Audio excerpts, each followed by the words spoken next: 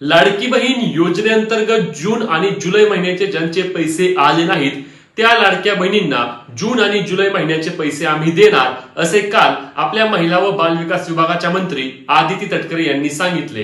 परंतु यामध्ये फक्त काहीच महिलांना पैसे येणार आहेत तर काही महिलांना हे पैसे मिळणार नाहीत. तर हे पैसे नक्की कोणाला मिळणार त्याबाबतची माहिती आपण रील मध्ये घेणार आहे. त्यामुळे रील शेअर करायला आणि अशाच कामाच्या माहितीसाठी आपल्या पेजला फॉलो आणि चॅनलला सबस्क्राईब करायला विसरू नका. नमस्कार मित्रांनो, मी विराज. मुख्यमंत्री माझी लाडकी बहीण योजनेअंतर्गत जवळपास 26 लाख महिलांना जून आणि जुलै महिन्याचे पैसे आले नाहीत.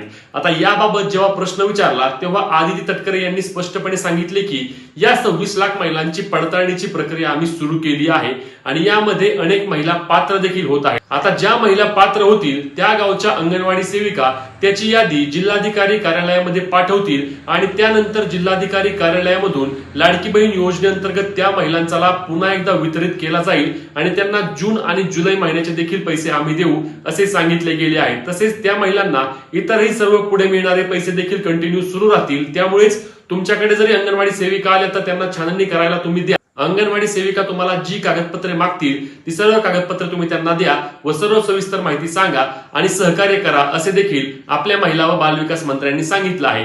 तुमची छाननी झाली का नाही ही कमेंट करून सांगायला विसरू नका आणि अशाच कामाच्या माहितीसाठी आपल्या पेजला फॉलो आणि सबस्क्राईब करायला विसरू नका. जय महाराष्ट्र.